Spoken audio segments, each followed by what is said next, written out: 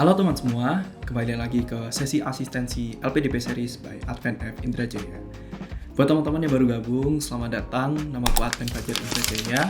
Aku adalah seorang fresh grade arsitek dari Universitas Gadjah Mada Yogyakarta, sekaligus calon penerima manfaat dari beasiswa LPDP Batch 2 tahun 2024 pada bidang Master of Urban Design. Kalau di video sebelumnya, aku udah share gimana ceritaku dalam daftar beasiswa LPDP Batch 2 tahun 2024 yang teman-teman bisa tonton di sini. Asik, marketing. Di video kali ini, aku pengen cerita 5 hal yang aku harap aku tahu sebelum daftar beasiswa LPDP Batch 2 tahun 2024 kemarin. So, without further ado, let's get started.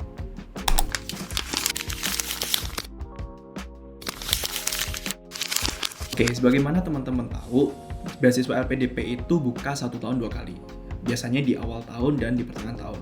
Nah, di antara 2 masa pendaftaran tersebut, itu tuh ada beberapa beasiswa targeted atau beasiswa prioritas yang dibuka juga. Contohnya, ketika kemarin aku nunggu hasil tes substansi dari beasiswa LPDP Batch 2, beasiswa LPDP juga buka beasiswa bundle antara beasiswa LPDP dengan beasiswa Australia Award Scholarship. Terus yang paling baru juga ada beasiswa bundle antara beasiswa LPDP dengan Washington University. Dan ternyata juga masih banyak yang lainnya juga. Nah, saran aku buat teman-teman jangan lupa coba cek infonya beasiswa LPDP lain selain beasiswa reguler yang selalu dibuka 1 tahun 2 kali. Barangkali rezekinya teman-teman ada di beasiswa prioritas atau beasiswa targeted di luar beasiswa reguler itu.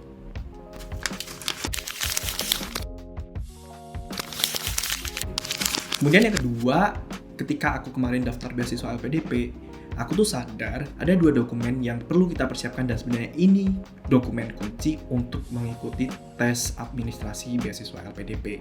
2 dokumen itu adalah sertifikat bahasa dan juga surat rekomendasi. Nah, beberapa mentiku tuh terlalu dekat dalam menyiapkan 2 dokumen ini. Kayak contohnya kan sertifikat bahasa itu tuh bisa dipelajari dulu gitu ya untuk mendapatkannya. Jadi daripada teman-teman menunggu beasiswa LPDP dibuka, baru tes IELTS dan lain sebagainya, lebih baik dipersiapkan dari bulan-bulan sebelumnya. Kalau dari aku, sebelum ngambil tes, aku belajar IELTS dulu, aku belajar bahasa Inggris basic dulu di 3 bulan sebelumnya. Jadi ketika waktunya aku ambil tes, aku udah nggak masalah karena aku sudah ada persiapan sebelumnya.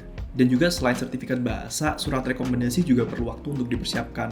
Pengalamanku, aku menyiapkan 3 opsi surat rekomendasi. Aku menyebutnya skema optimis, skema realistis, sama skema pesimis. Skema optimis di sini tuh aku mengajukan Bapak Ridwan Kamil sebagai surat rekomendatorku. Tapi bagaimanapun juga, aku tahu Pak Ridwan Kamil saat itu merupakan salah satu pejabat negara, jadi cukup sulit untuk dihubungi, sehingga aku juga mempersiapkan 2 skema lainnya. Skema realistis, aku menyiapkan surat rekomendasi dari profesorku yang ada di UGM, yang mana beliau adalah salah satu kepala pusat studi juga di UGM. Nah, kemudian untuk skema pesimisnya, aku juga menyiapkan 1 surat rekomendasi dari dosen pembimbing akademikku yang ada di departemen. Daripada teman-teman ribut-ribut ketika LPDP sudah dibuka baru cari surat rekomendasi, coba 1 atau 2 bulan sebelumnya itu teman-teman sudah mulai mencicil untuk mencari surat rekomendasi.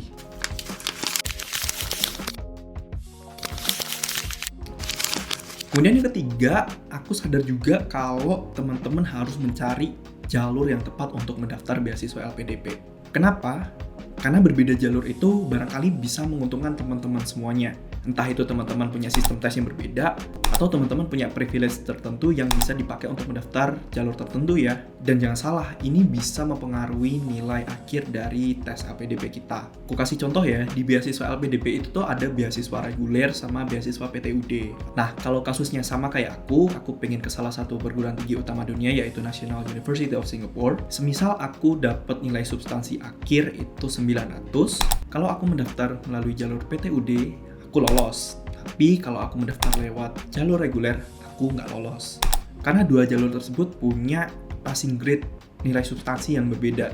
Untuk PTUD kemarin itu passing grade-nya adalah 770, sementara reguler itu 1000. Tapi memang untuk jalur PTUD syaratnya harus sudah punya LOE unconditional. Nah, barangkali ini juga bisa jadi jawaban teman-teman mending daftar beasiswanya dulu atau nyari kampusnya dulu. Nah, kalau teman-teman udah dapat kampus, udah dapat LOE, barangkali teman-teman bisa menggunakan privilege ini dengan mendaftar melalui jalur beasiswa PTUD. Sehingga teman-teman diuntungkan dengan passing grade yang lebih rendah daripada jalur reguler.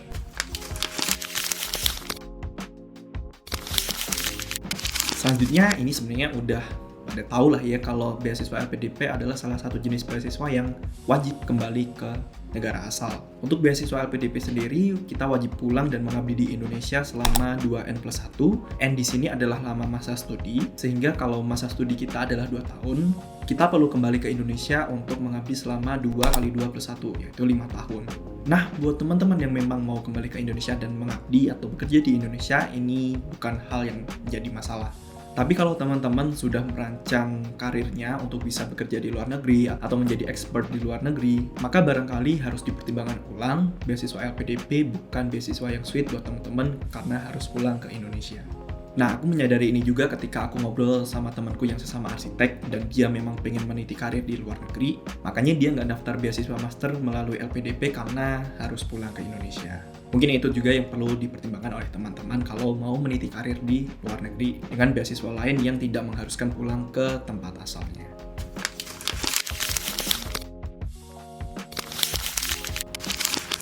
Nah, yang terakhir ini adalah sesuatu yang aku telat banget sadarnya dan aku telat banget memanfaatkannya, yaitu adalah fasilitas mentoring yang disediakan oleh banyak pihak gitu ya. Utamanya dari Mata Garuda atau Ikatan Alumni dari penerima beasiswa LPDP.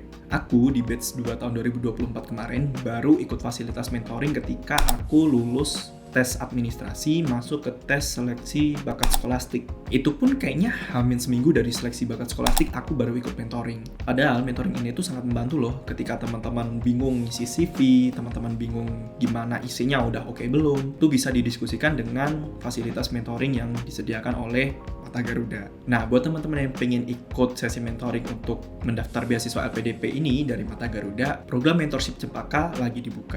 Nah, barangkali teman-teman tertarik untuk mengikutinya, silahkan dicek di description video ini di bawah. Kalau misalkan kuotanya sudah penuh, teman-teman bisa cari mentorship yang lain dari Mata Garuda daerah maupun dari beberapa platform yang menyediakan sesi mentoring serupa. Oke, sekian untuk video kali ini tentang 5 hal yang aku harap aku tahu sebelum daftar beasiswa batch 2 tahun 2024 kemarin. Gimana menurut kalian?